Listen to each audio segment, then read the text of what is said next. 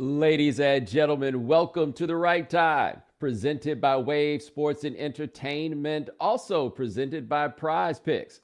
My name is Bomani Jones. Thanks for listening wherever you get your podcast. Thanks for watching us on YouTube. Rate us, review us, give us 5 stars. You only give us 4 stars, I'm inclined to believe you are a hater. Also, subscribe, like. All those things help us out a great deal. Now, it's that time of week. We got a guest joining us, bringing a new friend into the fold. Check him out at Enjoy B-Ball on Twitter. That's where you check out his brand. Also check him at Twitter at KOT4Q. His name is Kenny Beecham. Kenny, what's going on, man? What's good? What's good? Thank you for having me.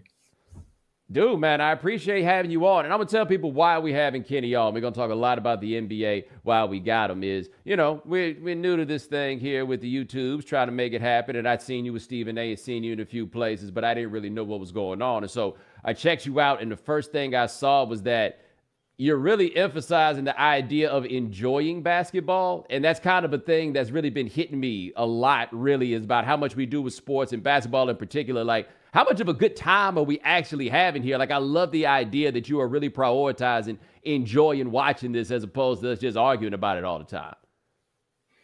Yeah, I mean, I think a lot of fans are in it for the drama a lot of the times, and not just the beauty of the game. I've always been a guy that appreciated the smallest things about basketball, and I kind of want to get more people into that. And, we got a lot of people that feel the same way. So it turned out as a message, turned into a brand, and now it's a network. It's a lot of different things. Well, one thing I was thinking about with that, and I'm curious your thoughts about this because, we got a little bit of an age gap between us here. But you are at the age where a lot of this kind of argumentative content is like what you know. Like, I don't even know how much of a recollection you have of a time before it happened. And I had never really thought about it until I was looking at what you had going, at the idea that at some point, like, people your age may actually kind of push back on some of this. Like, I don't think everything is as argumentative as it's been made out to be, but I do agree, though, that social media works on the argumentative kick. And at some point, somebody was going to have to push back on it. Yeah, for sure. I mean, I did grow up watching the shows that you were referring to and seeing the way things are ran. And I enjoy those things. Like, I think there's a place for those. But I don't think everybody is the target demo. And I'm just not that anymore. When I was growing up, turning on those shows was beautiful. But now I think that we can create our own lanes and have different pockets of fandom. And I'm just trying to steer more people, not necessarily away from argumentative content, but appreciating a little bit more the basketball aspect of all. Yeah, because I mean, a little argument fun every now and then. Like, I don't want to pretend like I'm above it. I don't know about you. I'm just beating you right now. Maybe you too good for it. I'm not. No, I still have those conversations with my guys, but it's never rooted in evil. It's never rooted in, I have to be right about this take. I feel like that's a big thing that happens in a world where we're hate watching Kevin Durant to prove that he's not clutch, things like that, because I said he wasn't clutch 4 months ago. And I'm just trying to get away from that. It's okay to have a different opinion than someone and talk about those different opinions. But as far as dying on the heel, especially with something like the NBA where things change like this, it's just not the way we want to do things. Yeah, I got to be honest. I hadn't really thought about it, but, looking at you now and thinking about some of your brethren, maybe y'all don't feel the need to argue about sports so much because y'all boys don't be going to the barbershop no more. Maybe that is what is changing here. That as you boys just let this hair go all these crazy directions and shit, that y'all ain't never going to have no need to argue about nothing. They don't argue at the braid spot or when little mama come to the crib and give you a discount. Facts. You ain't got nothing to fight about.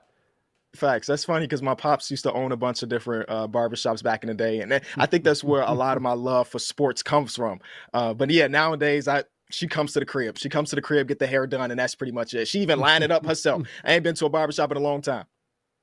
It's funny though. I grew up in a barbershop kind of too, because I said I would just go after school. The bus let me off at the barbershop, sweep the floor, make a buck, get a snack, sit down, just kind of post up because you can hang out with the old. That's the one time you got to hang out with the old heads and they couldn't be bothered to censor themselves just because you was around.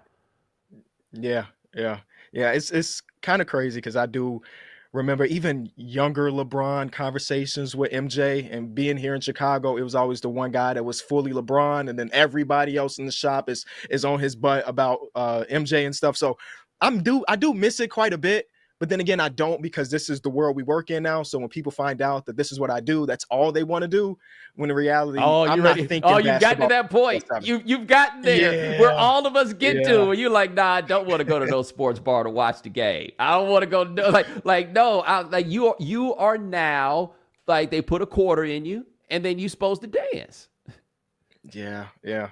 And what do you think about Curry versus Magic? I'm like, bro, I'm just trying to pick up some food, bro. I'm just trying to pick up some food. No, but you get it though, right? Because for them, it's an occasion now, right? Like this is, Hmm. and I get it. Every time somebody does that, I realize that every time I go in somewhere, I am me. But every time I go in there, that dude ain't there, and he's not necessarily betting on, well, the next time Kenny come get his food, maybe I'll talk to him about it then. No, no, no, no, no. They coming Yeah, right at it, dog. yeah. And I never really blame them for it, because exactly what you're saying. Exactly what you're saying. This is something that we do 100% of the time. That's pretty much all they know us for. So they don't really recognize that basketball/sports is not 24/7 in our houses, in our minds and stuff. No, just start telling them anything. That's the thing that's gonna start coming up. Like you just say, what do you think about Curry and Magic? Oh yeah, Seth, I don't think he is good, and then just keep it moving, right? Like you Right. can Yeah. start entertaining yourself in the process on this. Now, speaking of entertaining, I don't know this about you, but like, do you find fights in basketball games to be entertaining? Because I'm gonna tell you right now, I do a lot. Yeah. Love Yeah. No, fights. I feel that. I feel that it is fun. I like that it never really escalates more than a stranglehold for 13 seconds or so. But when it happens, it's electric. It's electric. I gotta say this. You say doesn't escalate over a stranglehold for 13 seconds, which I am sure that Rudy Gobert thought was 13 seconds of esca motherfucking lation. In the 13 seconds of that, where Rudy Gobert, if you did not see this, Draymond Green, like, was it Jaden McDaniels got into it with Klay Thompson, and Yep. Jaden McDaniels ripped Klay Thompson's shirt? Like Klay Thompson was out here looking like he was about to do the Hulkamania, because his thing Yeah. was like down. It made it into a V-neck, and then Draymond Green, for reasons I don't quite understand, got Rudy Gobert into that chokehold, right? Like the underneath Yep. from behind, and started pulling him. And Rudy Gobert honestly is like, I'm kind of confused as to what's going on here. I have no idea what's going on, and I'm like, I forget. I talk about this a lot. There's a generation of fan that ain't never seen their favorite players fight, right? And I don't even feel like that counted as a fight.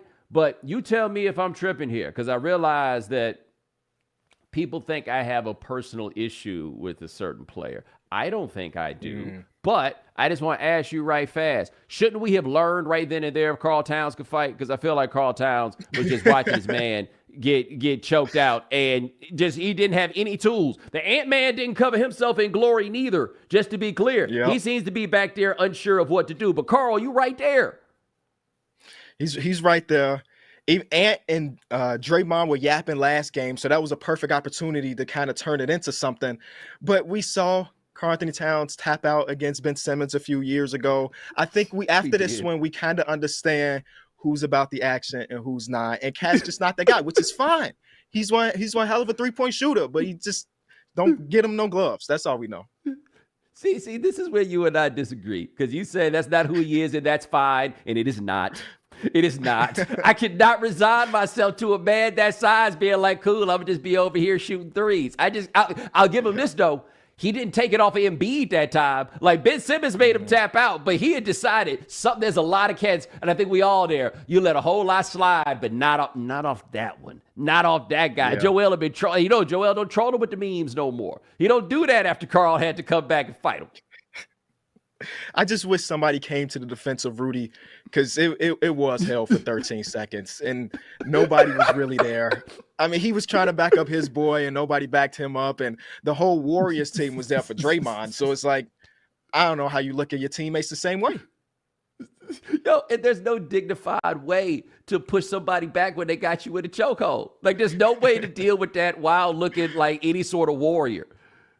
Yeah, no, it's impossible. Well, we know that the Draymond and Rudy Gobert beef has been a thing for like 5 years now, since Rudy Gobert Yeah. missed the All-Star game, and he cried, and Draymond talked about it, and Draymond always throwing shots at him for his 3 DPOYs because he's not really like that. So this was just an opportunity for Draymond to take out that pent-up aggression against Rudy Gobert. Yes. And I kind of admire that he went for it, honestly.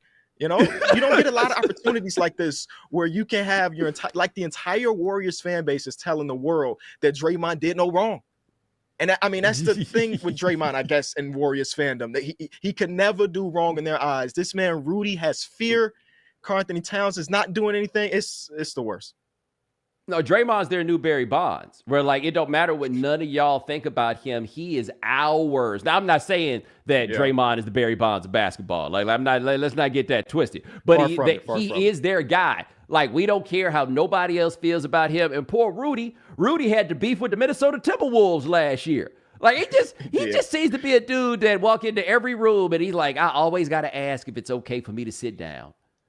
And they'll let him sit, but it ain't never like, oh, yeah, Rudy, that's my spot right there. Nah. It's not that. It's not that. But they balling this year. Like, what have you thought about watching Minnesota this year on the floor? I loved it. I was a big skeptic of the Rudy Gobert trade when it happened, obviously giving up all of those draft capitals to young players, especially since last year specifically, Walker Kessler, who was a part of that trade, just looked better than Rudy Gobert. It's just like, oh, we gave up 4 first-round picks and a guy that just looks better. But now we're seeing a rejuvenated version of himself. I've always been a big Rudy Gobert backer. I think that rim protection is the most important part of defense. So when him being the best rim protector in ball for the better half of a decade at this point, I was happy to see that this year he's back to the DPOY version of himself. And Karl Anthony Towns is looking good over the last 4 or 5, but it's really the man up front, Anthony Edwards, just being I don't even know what to call him. He's just balling on a whole nother level. He's got the utmost amount of confidence, and he already had a ton of confidence before then, and now it's a whole new level. So they're hooping one of the longest win streaks in ball, and I believe in them quite a bit, especially now that Cat is starting to hit those shots again. And they got those 2 wins against the Warriors. And the thing with me with Anthony Edwards was there's something, it's a switch that guys hit. And I feel like the older I get, the more I recognize the importance of this, though, where he just realized, and I think it was coming off of Team USA, oh, I am better than all these dudes. My fault, right? Like, I just got here. I've been trying to feel my way out, see what I can do. And now it's like, no, I'm supposed to be that dude. So when Draymond come out there talking crazy to him the other night, he busts Draymond. It's just like, okay, cool. This is where we are. And it's important, man, because the United States of America is producing a lot of basketball players, but the super high level, we ain't really done that. And with Ja Morant and his odyssey, it was like, well, who's the next one? Anthony Edwards, I feel like, gives you all the stuff you want out of Ja Morant with none of that other stuff that gonna run Ja Morant out the league. Yeah. I mean, he's one marketable dude with the personality that he has. Don't matter if you're asking him about football, baseball, swimming, lacrosse, he's the best in the world at all of those things. And that's the type of confidence that he shows on the court. You know what that means. You know what that means. Yeah, so you need a guy like that because without him, things were looking very dark in Minnesota for pretty much the entirety of the franchise history. You look at the 1 year of Kevin Garnett, but other than that, it was just bad decision after bad decision. I remember when he was supposed to get drafted, it was really a decision between him, James Wiseman, and LaMelo Ball, and we can objectively say that they made the right decision now. Like, it's not even close. Dude, the James Wiseman thing is still blowing my mind. Just nothing has gone the way it's supposed to. And like, have you been in a room with Wiseman? No. Let me tell you, he looks like the number 2 pick in the draft. Like, if you see him, and like I saw him at Summer League just walking through the tunnel, and it was like, oh yeah, we will see how long it takes for this to come together. Like, he's just one of those dudes that physically, when you look at him, you're like, yeah, we're gonna see what it takes. We're going to roll the dice on this. He's racking up DNP CDs in Detroit. Yeah, on a 2-9 team. It's tough. But I think I saw a stat the other day that they're like, I don't know, 4-30 since they traded for James Wiseman. Not obviously he's not the problem, but it's just it's really tough for a guy not to get PT as a former number 2 overall pick on a team that's maybe not actively trying to be bad, but a team that is bad. Yeah, no, and I mean, I feel bad for him because the way it played out with him in college, like, it seems nothing for him has gone the way that it was supposed to go. Like everything has just seemed to be a bad break. And he seemed to be like a really nice young man, sheltered to a degree, but a very, very nice young man. And it ain't happening. Like when they showed his house during the draft, because remember that was the Kobe draft, they had to go in everybody's house. Yeah. I was like, oh man, they pray a lot. Like you could just look around and you could tell, like, oh man, they go to church every Sunday at that house. Yeah. What is your opinion on a player like him? Does he get 3 different teams to give it a shot, or after Detroit, is that a wrap? Oh no. Here's the thing, man. He's 7 feet tall. He might get a chance to play for every team in the NBA. Like he's not going to get more chances to be like we're going to build around you, because Detroit wasn't even going for that one. But if there's a dude that tall and that athletic around, somebody's going to give it a run. I honestly wonder, looking at somebody like him, like would he be well served going to Europe? And I mean that not to like go to Europe forever, but to go somewhere where you can get some confidence back, or like if he had like a long G League run, like just a reminder that you were that dude. Because if you saw the high school clips of him, it was there. Like it's not, we're not dealing with a dude where he's just like, I have no idea why anybody did this. But no, they'll give a dude that long. Like I go back in my mind and think about all the big dudes. Like as much as people talk about Sam Bowie got like 10, 12 years in the NBA. Yeah. And even guys like Hashim Thabeet got like 6 years. They put on the screen. Hold on. They put on the screen, will James Wiseman live up to the number 2 pick? Fellas, that's over. No, he will not. I understand that sometimes we just got to come up with something to put on the bottom of the screen. The question that we need to be asking there is, will James Wiseman be playing in the NBA next year? And I'll be honest, I think we don't know. They're trying to fix it in real time. This is great. There we go. Boom. That's it right there. Just messing with y'all. That's all that is, man. Where are you on? Did you watch the Skinny Bowl last night with Chet and Big Vic? Did you get a chance to watch any of that? I got through the first quarter, and then even TNT decided this ain't it in the fourth quarter and decided to show games of other games. It's like it was hyped up, and I hate when things like this happen where it's hyped up so much. There was no way it was going to live up to expectation. Every single notification I got from all of the publications was like Chet versus Wemby, first battle of their career. I'm like, there's no way both of them are going to have a great game. There's no way that this is going to be a close one. And it just wasn't. It was a rough one for sure. I mean, their preseason game was pretty cool, but lightning doesn't strike the same place twice. So I didn't really expect much of it. I shift over to some of the other games for the night. All right, I'm going to do a little lightweight flex here. Lightweight. So my guy, Dominique Foxworth's in town. He does get up. And so we were supposed to get up for dinner last night, him and my man, Charlie Kravitz. And we were going to get up for dinner last night. And I had made the reservation for 6:15 specifically so I could get back to the crib to watch the Skinny Bowl, right? Like that was my plan. And then I'm about to leave the crib at 5:45. Dominique calls me and he says, I got a reservation at Carbone for 7:15. I don't know if you know about Carbone. Carbone, a big deal up here, right? Okay. Like, it's one of those, he had to send in an email and get through to some people. Like, it's a thing. Okay. Carbone, you get a Carbone table, you kind of got to go, but it's at 7:30. And I'm like, all right, I'll just catch the second half of the Skinny Bowl. Fine. We get to Carbone. We there. We grubbing. Man, I looked down at the app. I was like, man, we could have stayed at Carbone all night long, baby. Ain't nothing to happen. And the reason that this is happening, and this is something that I don't think that people have really noticed, the Spurs are terrible. I think that Victor has been about as good as one could expect for all those reasons, but they had, going into that game, like a minus 11 point differential, which is 4 points per game worse than any other team in the NBA. And for those of you who don't understand, that's huge. Huge, I tell you. They are by far, they've won 3 games. I don't know how, but I did not grasp how terrible they still were. And with Wembanyama, I looked at the numbers. I want to say the net rating with him on the floor is something like 4 points per 100 possessions in the negative, but without him, it's close to 20 in the negative. Yeah. What are they like? I know you love basketball, but have you been watching them the last 3 years? So I mean, I have not. So maybe you could put us up on game. I can't count on one hand how many Spurs games I watched last year. One of them, they brought in Tiago Splitter to be a part of the announcing crew, so that was fun. But that was it. You know. But I've shifted this year, obviously, because Wemby's there, so I gotta tune in. I've watched majority of their games. They're obviously experimenting a ton with Jeremy Sohan being their starting point guard. It's an experiment that's Is not that a necessarily Cisco? working. Yes, that is. Yes, that is. That is Okay. a modern version of Dennis Rodman, just the looks though, not the game, just the Yo, I looks. couldn't believe they gave him number 10. I thought that Pop would lose his mind given how it went when he had Dennis Rodman out there. But go ahead. I'm Yeah. sorry.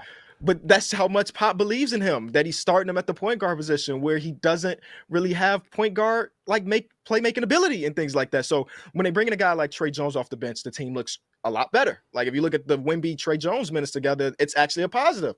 But they're not necessarily thinking of Trey Jones as a building block, and they're thinking of Jeremy as one, because he has like a lot of flashes of how good of a defender he can be, and he can guard basically 1 through 5. So it's like we want to invest in him, even if that means his first year Wemby is terrible and we don't give him the reps, because we have to invest in our last year's lottery pick along with this year's lottery pick. I don't know how long until they like, you know what, he's not a point guard, but they're gonna keep it running, and nobody should really be questioning Pop at this point. So I'm gonna let him do him.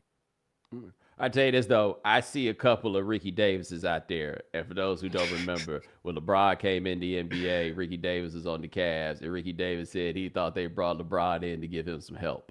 Like he just didn't seem to understand what the situation was. I was watching those first couple of Spurs games, and I was looking at, I think it was Johnson, and I was like, hey, ain't nobody come to see you, Otis. This is not you are not the attraction. But he's like, man, I've been over here toiling in obscurity for how long? Y'all gonna see me get these shots off. Facts. And Kelda's got a good game. But I think a lot of the times when things are not going, is they give him the ball when 10 seconds ago and say, make something happen. And a lot of the times he can't make something happen. And that's how you get to losing games. All right. I want to ask you right quick before we go to make some money right quick. You are in Chicago. You are a Bulls fan. They talk about trading Zach Lavine. The Bulls are one of those teams where I can't figure out if they're trying to be good or trying to be bad. Like, I feel like they have too many good players to say they're trying to be bad, but I don't know if they should go up or down. Like, which way are you on this? Their intention is to be good. But everybody that's watched the team or covered the sport knows that that's not likely. So us Bulls fans here in Chicago, we've been calling for some type of change because DeMar DeRozan, Nikola Vucevic, Zach Lavine as a big three has a negative net rating. I don't know any big three with a negative net rating. A team that has Zach Lavine, who we look at as all offense, DeMar DeRozan, who we look at as all offense, and Vucevic, who we look at as all offense. They have the 23rd ranked offense in basketball. It makes no sense. And it has been this way since the Lonzo Ball injury in January a couple of years ago. So we have a year and a half sample size to say this team is not it. And finally, it looks like they're going to make some adjustments. From the articles I've read, it doesn't look like a teardown. It feels like a retooling around a Zach Lavine trade. Either way, based on the track record of this front office, I think we're going to get finessed, and we all just going to be sad again. All I know is them boys had a players-only meeting after one game. One game. And you know what? When you gotta go to that club in your bag after one game, Billy. Everybody needs to be shook, especially if you Billy Donovan. Like, damn, they have already given up on you having the answers after one game. And Billy tried to spin it as a positive. And I'm like, no, we all watch this sport. We know that this is not good. This is not good. And every game that they have won has been like a 2-possession win. They have not got a 10-point win. And that's like, you're an exclusive club to not have a blowout win on the season. And they've been blown out a ton. So the writing has been on the wall for a long time. The front office is trying to make it seem like the first trade that they did as a front office isn't that bad, where they gave up Wendell Carter, the pick that turned into Franz Wagner, the pick that turned into Jet Howard for Vucevic. So now they're just trying to say like, oh, we're just going to retool. We're going to tear down this little wall here to build up another one, just for it to probably be bad again. All right, look, coming up next, we're going to talk about what the hell going on with the Clippers. Maybe Kenny got the answers. I do not.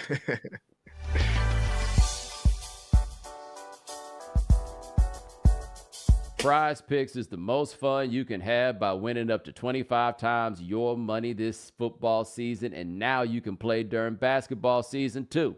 You just select 2 or more players, pick more or less on their projected stats, and place your entry. And with the NBA back, you can now pick combo projections across football and basketball from the Specials League. a league created specifically for combo projections that include 2 or more players from different sports or leagues. Prize Picks is really simple to play. You can make our picks and submit your entry in less than 60 seconds. And if you stick around for the end of the show, you'll get to hear some picks from producer Sean that can either help you win or make you fail miserably. So make sure you go to prizepicks.com/Bomani and use code Bomani for a first deposit match up to $100. That's prizepicks.com/Bomani. Prize Picks, daily fantasy sports made easy.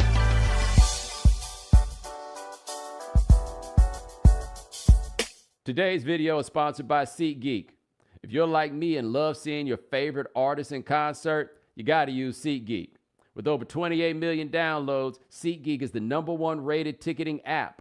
There are more than 70,000 events every single day on SeatGeek, including concerts, sports, festivals, and more. With the NFL and NBA seasons in full swing, SeatGeek has your tickets to every game. Being a New Yorker, I have the opportunity to watch the Knicks at MSG or the Nets at Barclays Center. Every ticket is backed by their buyer guarantee, and SeatGeek is the only site that lets you return your tickets ahead of the event with swaps.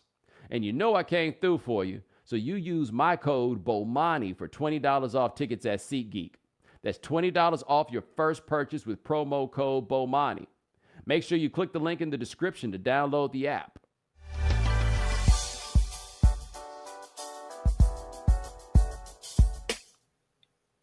All right, welcome back to The Right Time. We are on with Kenny Beecham. Kenny, I don't know where you are on James Harden because, you seem to be a very, very nice person, and nobody seems to be nice about James Harden at all. You got anything nice to say about James Harden at this point? I still think he's a supreme playmaker.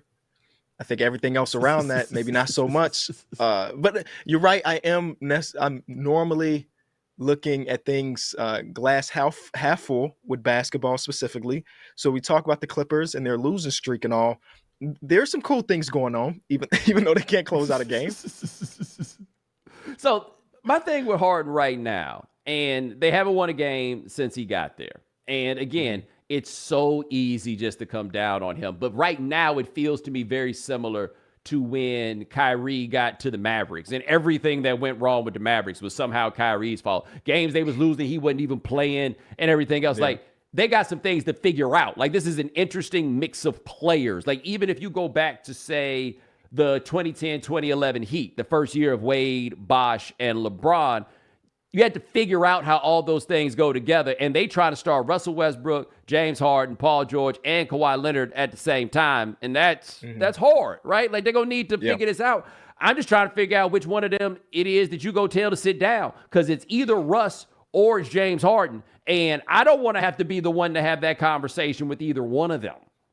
Yeah. I think that everybody sees that that's the writing on the wall, that they can't all four start together. Even the numbers say it, right? In the 200 minutes they've played together, it's significantly worse than when they split them up. And I think Tyronn Lue, every game, has done different pairings. Like last game, it was James and Kawhi on the court together. Then it was PG and Russell Westbrook on the court together. But ultimately, when you bring them all together, things just don't work. And even the last two games, whether it be against the Grizzlies or last night versus the Nuggets, the odd man out when it mattered the most was Russell Westbrook being on the bench while Terrence Mann was in the game, and they went ultra small. But one of those dudes has to do it. I think most people probably look at Russell Westbrook as the odd man out, considering how much draft capital and all the stuff you gave up for the other three. But I also do really like the minutes where I see James Harden running with the second unit. So again, I'm not Ty Lue. I'm sure he'll probably experiment a little bit, but I couldn't imagine telling James, after all that he's tried to do to get out of certain situations, that he's going to be the guy that's going back to the sixth man. But you also got to somehow go tell Russ, who I think is very important for the people stuff with that team, right? Somebody's got to be in charge. Somebody's got to give you that energy, all of those things. How you go tell him that he got to go sit down after how it went in the playoffs last year. And he was very important for them. And just generally what Russell Westbrook has demonstrated to us, he ain't really trying to live that life, right? How do you do this? And let us keep in mind, and I don't know how this part's been lost. The last time Russ and James played together, they were able to stay friends, But Russ was like, dude, I'm out. Like, Yeah. he's my man, but I don't want to play with him anymore. Like, Ty Lue, who, by the way, gets stressed out by his jobs. We've seen this happen a few times. Them jobs be stressful. And this was seen to be more stressful than any of them stressful job situations that he has ever had to deal with. And I don't know, like, it feels like on paper, they should be one of the two best teams in the West. But I have no idea how they figure out how to put this together. Yeah, no, and it doesn't help that they're also missing like Mason Plumlee, so they don't have a real backup center. Zubac, I've watched a lot of Clippers over the last 4 years, right? Since we've had Kawhi Leonard and Paul George on the same team. I've always looked at Zubac as an asset, as a good player.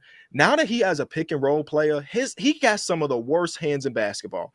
James is zipping him the ball. It is going straight through his hands, through his legs, and everything. And I'm like, man, this was something that I would never have recognized if they didn't get a real point guard.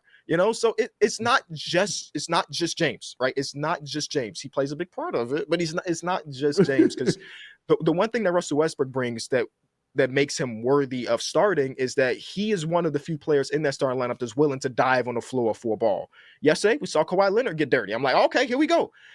James was not going to do that, but also Terrence Mann, who might start for him, would do something like that. I don't know, man. It's just Tyronn Lue, as of all of the 30 coaches in basketball, he's got the hardest job at the moment. This 0-6 streak does not happen if he's had a full offseason like some of the other teams when they acquired their pieces. The 76ers are playing so well because they just went on the mindset that James might not play this year, so we got to orchestrate our offense with him not being here. The Clippers had a way they were playing the game through the first 6 games of the season. Then they traded for one of the top 75 players of all time, according to voters, and now they got to reformulate everything. And it's not something that'll just happen like that. I didn't see them really as a team that can beat the Denver Nuggets in a 7-game series. But I still don't feel that way. But they should be good enough to make a deep run, just maybe not the run that we expect. But they should be losing every game, right? Like we got they this year, Ty Lue. Yeah. Ty Lue told Bleacher Report, we put this up, that this is this toughest challenge as a head coach is coaching this team. And like, it's coaching really good players isn't as easy as advertised, because the guys who do it the easy way, we ridicule them because all they doing is rolling the ball out there, right? Like It's not that simple. You gotta keep everybody happy. You got to put everybody in the same place, and you got to do all this on a team where your best player is Kawhi Leonard, which just comes with its own stuff. But to be fair, and I haven't watched enough of them. You've watched more, so you'd have a better handle. One thing we do know about Ty Lue is he takes this time of year and just throws stuff out there. Right? Like he'll try this, try that, whatever it is. But I don't get the feeling that that's what's going on right now. Like, I don't get the feeling that he's just in mad scientist mode. He's out here in, like, what you think we should do then? Right? Like he seems to be in that play. You tell me what the answer is. Right. No, it's definitely that. I think that he's experimenting a decent amount in like the first half of games. And then the second half is like, okay, I got to go to what I believe is going to be the most effective version. So them closing out the last, I guess, 3 games with the same lineup is like something he hasn't experimented with. He hasn't changed up to see how Russell Westbrook will perform with the other guys in the last minute of the game, because at the end of the day, he's trying to win basketball games. And that's the time when you don't really have time to experiment. You can do it in the first half. We might be down by 12 or so, but 12 is nothing in the NBA at this point in time. So he has had one of the toughest jobs with everything considered. And he made it a point to tell people that them as a team with Kawhi and Paul George, we're going to take the regular season more serious. And that's the positive for all of this. We've seen Kawhi play almost every game, and then Paul George play majority of these games as well. We haven't seen the resting/load management, but now that they hooping, they got to turn those L's into wins. Yeah. Now I want to ask you this. This is broader. We've been talking about specific teams, and you got your finger on the pulse of these things, I feel like, in a different way than I do. So help your boy out if you can. Do you understand the in-season tournament? Because I don't really feel like I understand it. Yes and no. But you know what? It's not. I always tell people the in-season tournament is not for people like me, because I'm going to be watching basketball regardless. It's supposed to be this grab for the casual NBA fan. And a prime example, my pops, he's more of an NFL guy than an NBA guy. He mostly watches the big events, right? He'll watch the playoffs. He'll watch All-Star. But he keeps up with basketball through my content most of the time. He called me the other day talk about the in-season tournament. Not necessarily about the basketball, but about the courts. but still, this is the earliest I've ever talked to him about basketball. So I don't think anybody really understands the way it goes unless you're playing it. And even some of the players don't even understand how it goes. But if the viewership is going up and the casual fan is more engaged, and I think it's an overall good win. Yo, I'm going to be honest. I was traveling a couple of weeks ago, I guess the first week of the tournament. And I turned the game on, and it was the Nuggets and somebody. It may have been against the Mavericks, but it was the court, the crazy court was out there, and I'm watching it. And I'd heard people talk so much about the court and how much they hate the court and all their ideas of what they think they should do instead of having the court. But I had to admit to myself, if nothing else, the court did let me know something's going on here, right? Yeah. Like it let me know that there is something special that is supposed to be happening here. And there was a consistency to the way that the courts looked and all the things. And if nothing else, it let me know a thing was going on here. Mm-hmm. And then I'm listening to the broadcast and I'm watching the thing that's going on this court that tells me that it's a thing. And I mean, I know these guys well enough to know they was told before they get out here, man, make this thing sound like a thing. And they in their ear like, yo, energy, baby, energy, pep this up, right? This is the business that we in. And so this is almost like, to me, like a study in marketing and human psychology, that if they tell us over and over again that this is a thing and it looks like a thing, eventually it will feel like a thing, and then we'll go from there. Sure. Like there was a thing about with airlines and giving people like gold status and platinum status and all of that stuff. And what they basically just found was people like being able to say they had gold status. Like it ain't like you really get that much out of it. People be out here to keep their platinum status, taking flights that they don't even need just because they still want to feel like they platinum, And so maybe this is it, right? Like maybe in the end, you say it enough and it happens over and over again. And then you get to a place where there is a trophy. And then once there is the trophy and people are in the game playing for the trophy, then they go play for it, right? Like no matter what it happens to be, then they're going to go. And so all the smack that people like me have taught, what are the stakes? What makes this important? Everything else. It's like the Maui Invitational in college basketball, right? You're really just doing it for a trip to Hawaii. But once you get to Hawaii, you would like to win the Maui Invitational. Exactly. Yeah, exactly. I think the trophy part is really a good point, because we go rabid for trophies, no matter the circumstances. Mm-hmm. No matter the circumstances. I was just looking at your set and I see your trophy. I'm like, hey, I want to get one of those one day. You know what I'm saying? I'm just looking at it. So I can imagine them playing in these situations. They get a free trip to Vegas, and of course, I think $500,000 per player, which for most players is probably not anything. But I mean, let me stop you right. Let me stop you right there, brother. For a lot of players, it ain't nothing. But I don't want you to ever lose sight of this. This will help you understand the people that we watch very much so.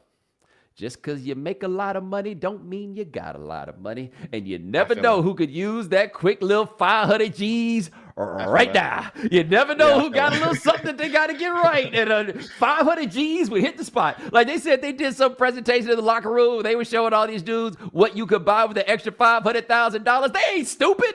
They know what they could get with $500,000. No, I feel that. Yeah. I'm guess I was more thinking about the people that we notoriously know as like investors and the Bronze and the KDs of the world. But you know how cheap LeBron is?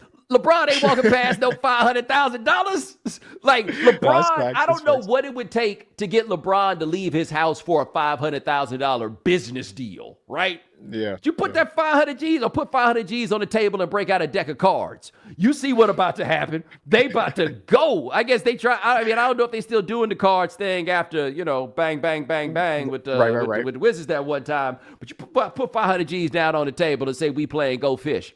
It's going to be some fishing going. For sure.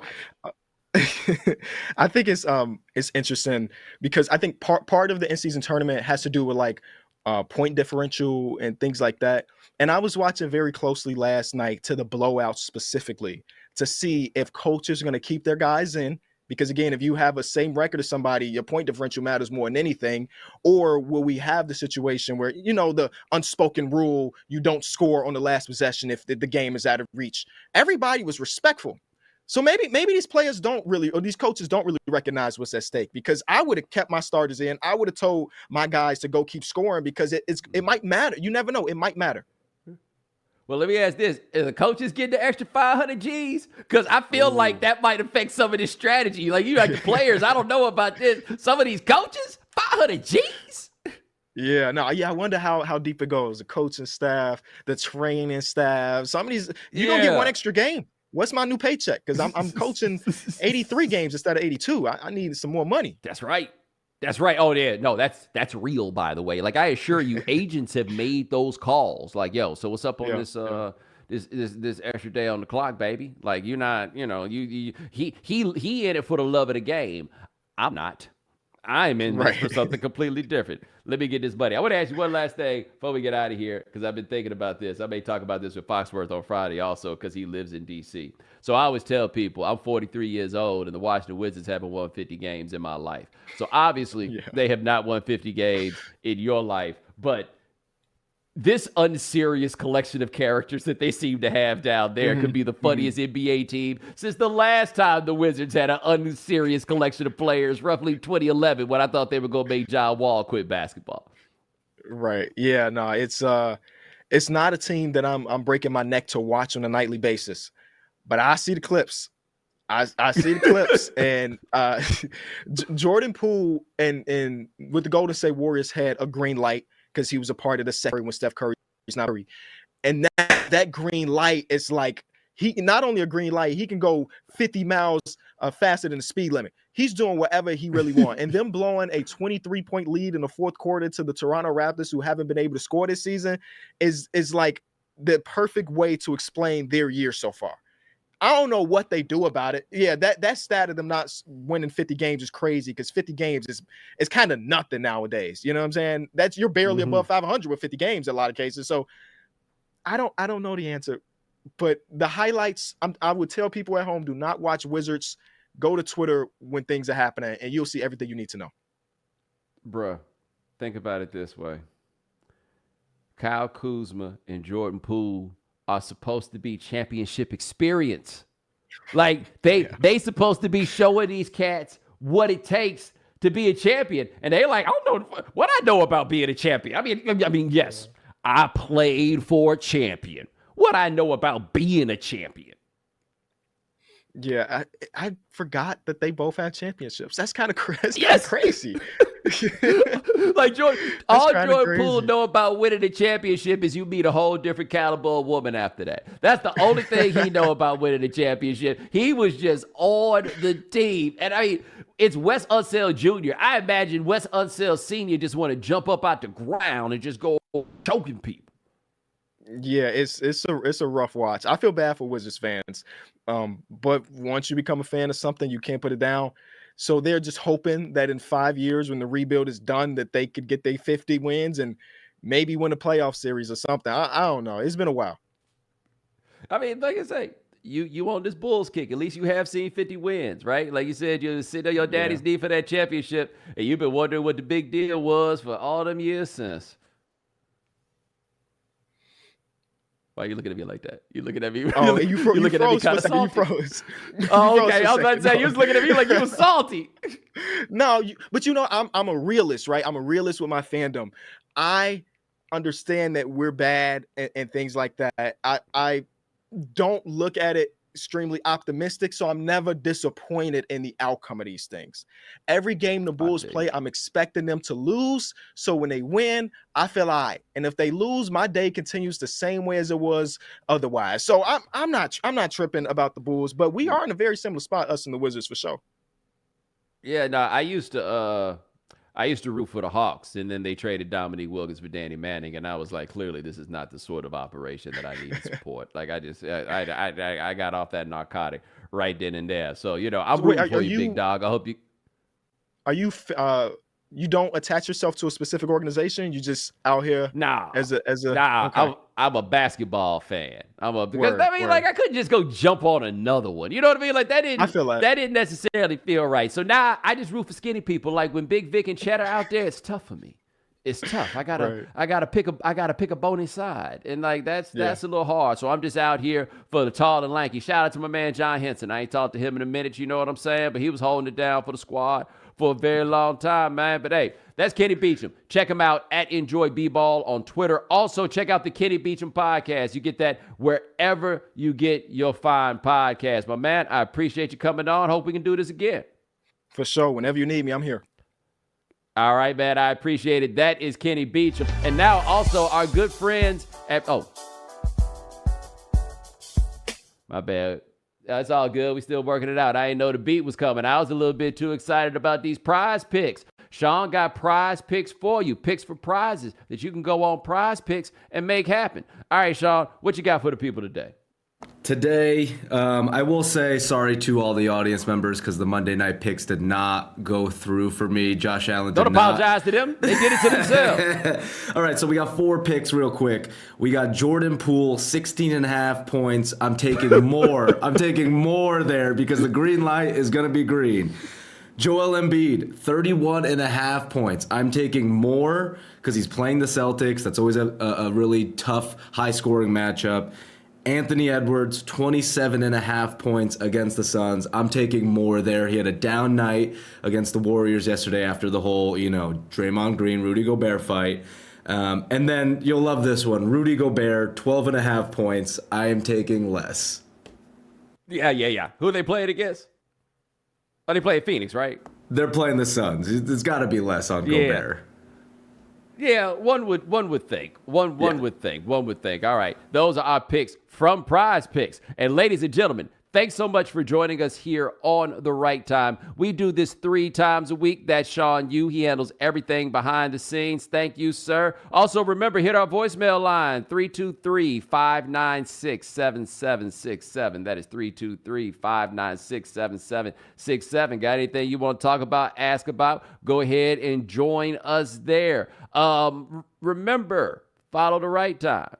Rate us, review us, give us 5 stars. You only give us 4 stars, I'm inclined to believe you are a hater. Also, please subscribe, like, hit those buttons, and we'll talk to you guys in a couple of days. Take it easy.